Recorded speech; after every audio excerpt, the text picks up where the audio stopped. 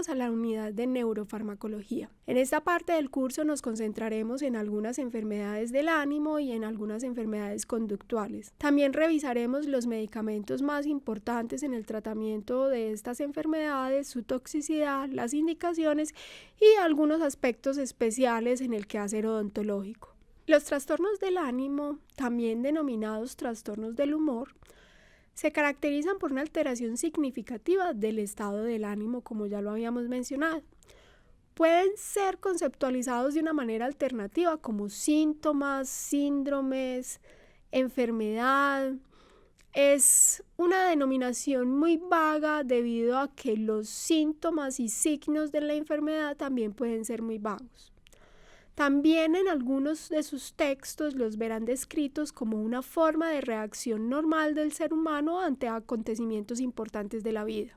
Si damos inicio a esta unidad con el tema de los antidepresivos, entonces vamos a encontrar que de una manera característica estos medicamentos actúan sobre el metabolismo de los neurotransmisores de las monoaminas y sus receptores, particularmente noradrenalina y serotonina. Estos detalles han sido descritos ampliamente en sus clases de fisiología y anatomía. Sin embargo, y para seguir con nuestra charla, el descubrimiento de los antidepresivos no se hizo en la búsqueda de un tratamiento para esta enfermedad como tal. El descubrimiento está muy relacionado con el estudio de los efectos de la reserpina como medicamento antituberculoso.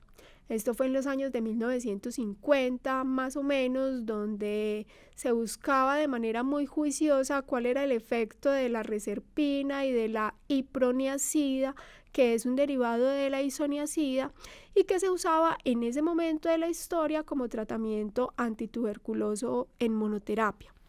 Posteriormente, Kuhn, en 1958, desarrolló la imipramina, un derivado fenotiazínico que también se usaba como tratamiento de otras enfermedades alérgicas y como sedante.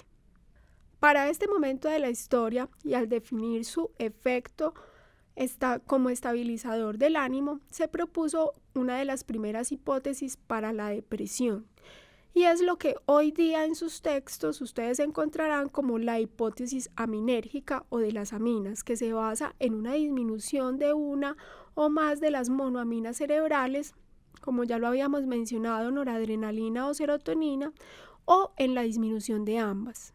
Aunque la indicación clara como estabilizador del ánimo en las enfermedades diagnosticadas como depresión, estos medicamentos también son usados para los pacientes que tienen diagnóstico de situaciones de estrés, angustia o para los pacientes que tienen diagnóstico de trastornos obsesivo-compulsivos, trastornos de la personalidad, estrés postraumático, déficit de atención e hiperactividad y adicciones.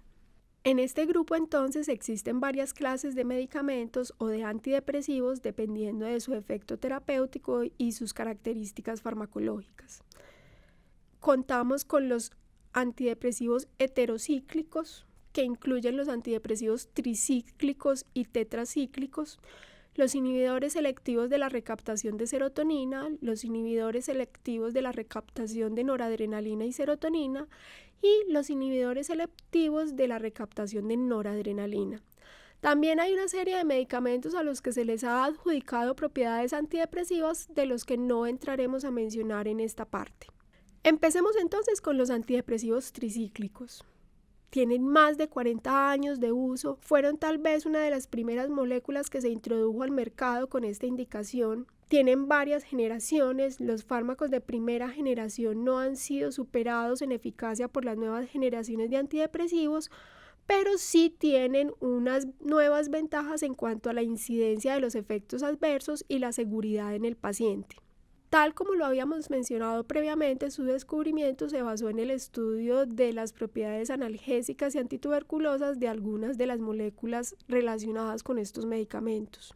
Como prototipos de este grupo tenemos la imipramina y la amitriptilina. Su mecanismo de acción consiste en una acción neuroquímica central que bloquea la recaptación de noradrenalina y serotonina. La administración es oral, y su absorción es en el duodeno en la parte proximal. Se unen a las proteínas plasmáticas en un porcentaje del 30 al 50% y su vida media oscila entre 8 a 90 horas. Es metabolizada por el hígado, en su mayor parte por la citocromo P450. Es metabolizado por el hígado, en su mayoría por la enzima de la citocromo P450, que es la 3A4, y la excreción es casi completamente renal. Entre los efectos adversos se destacan todos los relacionados al bloqueo de los receptores colinérgico, alfa-adrenérgico y al bloqueo de los canales iónicos, que están muy relacionados con los canales iónicos cardíacos. Estos efectos adversos pueden ser potencialmente letales, sobre todo en los pacientes que tienen sobredosificación de los antidepresivos tricíclicos y simultáneamente diagnóstico de cardiopatía de cualquier tipo. La amitriptilina especialmente puede producir también estreñimiento, retención urinaria, sequedad de boca, somnolencia, sedación, aumento de peso, alucinaciones. En algunos casos aumenta la ansiedad y eso se puede traducir en el comportamiento del paciente como nerviosismo, y es frecuente la presencia de impotencia sexual. Dentro de las contraindicaciones, no se debe administrar a pacientes que tengan diagnóstico previo de glaucoma, ya sea de ángulo estrecho o de ángulo abierto, o pacientes que cursen con diagnóstico de hipertrofia prostática o que estén en estudios para esta entidad. También están contraindicados en los pacientes con alcoholismo o que tengan el antecedente de hipersensibilidad a cualquiera de los antidepresivos tricíclicos. Debido a que tienen un índice PK/PD basado en el área bajo la curva, los efectos terapéuticos aparecen gradualmente. Esto sucede con la mayoría de los medicamentos que llegan al sistema nervioso central y que son opciones terapéuticas para las enfermedades psiquiátricas. Y obedece a que se necesitan ciertos umbrales de concentración de los medicamentos, como ya lo habíamos estudiado en los principios básicos de farmacocinética, para poder estimular los receptores y estimular la actividad interreceptor. Dicho esto, en muchos de sus textos van a encontrar la teoría del efecto gradual. Esto consiste básicamente en dividir el efecto en 3 pasos. En un primer paso o primer periodo, que puede ser de una semana o más, se obtiene alivio del insomnio y de la ansiedad para los pacientes que tienen depresión clásica. En un segundo periodo, entonces, se obtiene incremento de la energía, del interés por las actividades y resolución de algunos síntomas somáticos. Y en un tercer periodo de consolidación se da el inicio de la acción antidepresora con las manifestaciones del paciente de amor por sí mismo, amor por la vida y una nueva disposición positiva hacia la vida. En general, los efectos adversos tienen la siguiente génesis. En un primer grupo tenemos los provocados por el bloqueo de la recaptación de noradrenalina, que pueden consistir en taquicardia refleja, arritmias, temblor, hipotensión ortostática. En segundo lugar están los que se producen por el bloqueo de la recaptación de serotonina, consistentes en temblor y aumento de la ansiedad. En tercer lugar están los que aparecen por el bloqueo de los receptores antihistamínicos. Recuerden que estos medicamentos en su inicio se descubrió primero su acción antihistamínica que antidepresora. Entonces, como efecto adverso puede aparecer sedación, somnolencia y cambios en el peso. Estos cambios pueden ser traducidos en la ganancia de peso o pérdida de peso, dependiendo pues de muchos factores psicosociales del paciente. Y por último tenemos 2 grupos, los efectos adversos que se producen por el bloqueo cardíaco de los canales de sodio y la actividad de las bombas sodio-cloro. Estos efectos pueden ser arritmias cardíacas o muerte súbita. Y los producidos por el bloqueo de los receptores muscarínicos o antimuscarínicos. Estos efectos consisten en taquicardia, boca seca, visión borrosa, constipación, retención urinaria, impotencia, agravamiento del glaucoma o alteraciones cognitivas. Entonces, como pueden ver, hay una relación muy estrecha entre la cardiotoxicidad y los antidepresivos tricíclicos. A pesar de ser medicamentos muy potentes a los que el paciente fácilmente adhiere en corto tiempo, son medicamentos que tienen muchas contraindicaciones según las comorbilidades del paciente. Entonces viene una última pregunta. estos 7 efectos de bloqueo de la recaptación de las distintas sustancias pueden ser suficientes para explicar el alivio de la depresión. La respuesta depende de la intensidad de la enfermedad, de los factores genéticos del paciente y de la participación de otras herramientas terapéuticas como la psicoterapia, estímulos biopsicosociales y la resiliencia del paciente. Sin embargo, la tolerancia de los efectos adversos y las interacciones farmacológicas juegan un papel predominante en la adherencia al tratamiento. Para terminar con este tema, miremos 4 aspectos importantes. El primero, las diferencias entre cada uno de los antidepresivos tricíclicos. El segundo, cuáles son los efectos más importantes de la sobredosificación. En tercer lugar, miremos las contraindicaciones absolutas y relativas. Y en cuarto lugar, las interacciones farmacológicas. Entonces vámonos a las diferencias entre los distintos antidepresivos. Imipramina y amitriptilina, que son los prototipos de este grupo, son potentes sedantes y potentes estimulantes de los receptores anticolinérgicos. Desipramina, que es muy cardiotóxico, prácticamente ya salió del mercado, igual que nortriptilina, que aunque es poco sedante y es menos potente en la estimulación de los receptores anticolinérgicos, tiene muchas interacciones. Sin embargo, y al respecto de la nortriptilina, es un medicamento que es mejor tolerado por la población anciana. Toxicidad. Hablemos entonces de la toxicidad aguda y la toxicidad crónica.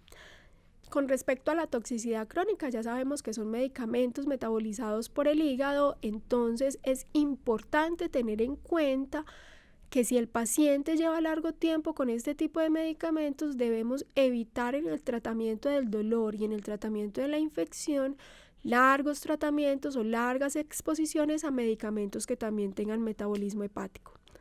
Con respecto a la toxicidad aguda, podemos ver ataxia, estupor, sobre todo en los casos de sobredosificación, estados de coma, depresión respiratoria, convulsiones, arritmias cardíacas, falla cardíaca. Y en este último ítem, en la cardiotoxicidad, los antidepresivos tricíclicos son una de las principales etiologías de la muerte autoinducida por fenómenos cardíacos en Estados Unidos. Contraindicaciones, muy importante, cuándo no usar otros medicamentos o cuándo suspender el tratamiento con los antidepresivos tricíclicos. En el paciente que tiene enfermedad cardiovascular de cualquier tipo, en el paciente que tiene el antecedente de convulsiones, en el paciente que tiene diagnóstico de trastorno afectivo bipolar y en el paciente que tiene alto riesgo suicida. Es importante tener en cuenta que la lidocaína está contraindicada si el paciente está en tratamiento con antidepresivos tricíclicos debido al riesgo de interacciones potencialmente mortales. Y por último, interacciones. Tienen interacciones con todos los medicamentos que sean depresores del sistema nervioso central y con todas las sustancias que sean depresoras del sistema nervioso central, incluyendo el licor. También tienen interacciones con los antihipertensivos, antiarrítmicos, anticolinérgicos y pueden disminuir las concentraciones plasmáticas de la cimetidina, ranitidina, de algunos antibióticos como los macrólidos y la ciprofloxacina y de algunos medicamentos utilizados también para el trastorno de la depresión como los inhibidores de la recaptación de serotonina. En un segundo grupo, y para terminar con esta primera sesión, tenemos los inhibidores selectivos de la recaptación de serotonina. Son una clase de antidepresivos mucho más contemporánea y tienen un mecanismo de acción mucho más específico que consisten en inhibir la recaptación de serotonina específicamente de las terminaciones nerviosas.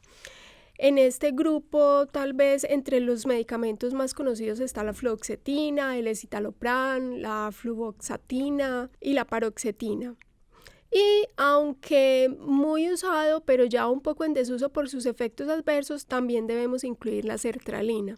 La sertralina se caracteriza porque tiene muchos efectos adversos de tracto gastrointestinal y tal vez ese ha sido uno de los motivos que hagan que en este momento no se use tanto como monoterapia, sino como coadyuvante en algunas entidades.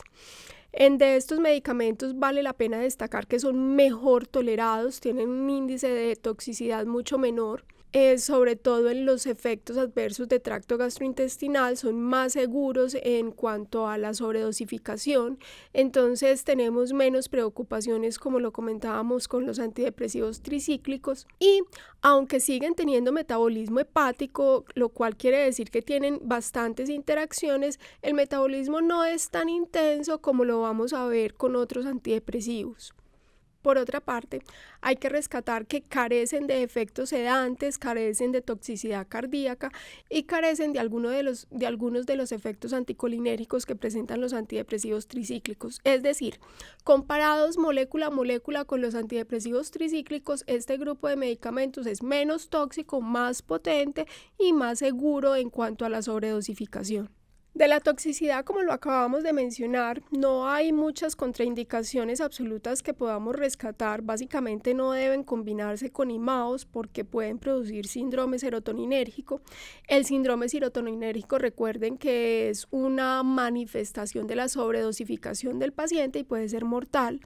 Y consiste básicamente en un episodio de hipertermia y colapso cardiovascular que muchas veces y en la mayoría de los pacientes que tienen falla cardíaca pronuncian más la demanda del corazón y puede llevar al paciente a un paro cardiovascular. También vale la pena que rescatemos interacciones importantes como con la digoxina, los digitálicos, debido a que son medicamentos de margen terapéutico estrecho, entonces tienen muchas contraindicaciones relativas y absolutas, entre ellos los antidepresivos, sobre todo los que tengan algún fenómeno de impacto cardíaco.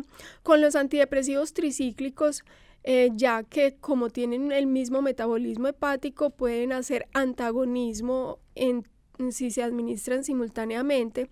Con warfarina, ya que tiene un metabolismo hepático muy intenso por la 3A4 y puede disminuir las concentraciones plasmáticas de warfarina, y con algunos antiarrítmicos como los betalactámicos porque tienen también metabolismo hepático, aunque no muy intenso, y disminuyen las concentraciones plasmáticas de estos últimos.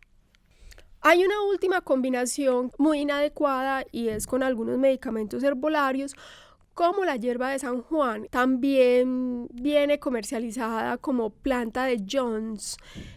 Básicamente la contraindicación con esta sustancia se da porque también tiene metabolismo hepático y hace antagonismo de los efectos de los inhibidores de la recaptación de serotonina. O sea, mientras que nosotros estamos tratando de conservar la utilidad de la serotonina como tal, la hierba de San Juan evita que se conserve y hace que se gaste mucho más rápido. Con este segundo grupo de medicamentos, entonces, cerramos esta primera parte del repaso de medicamentos usados en la depresión y continuamos con un tercer grupo en la segunda parte, que son los inhibidores de la monoaminoxidasa o IMAOs.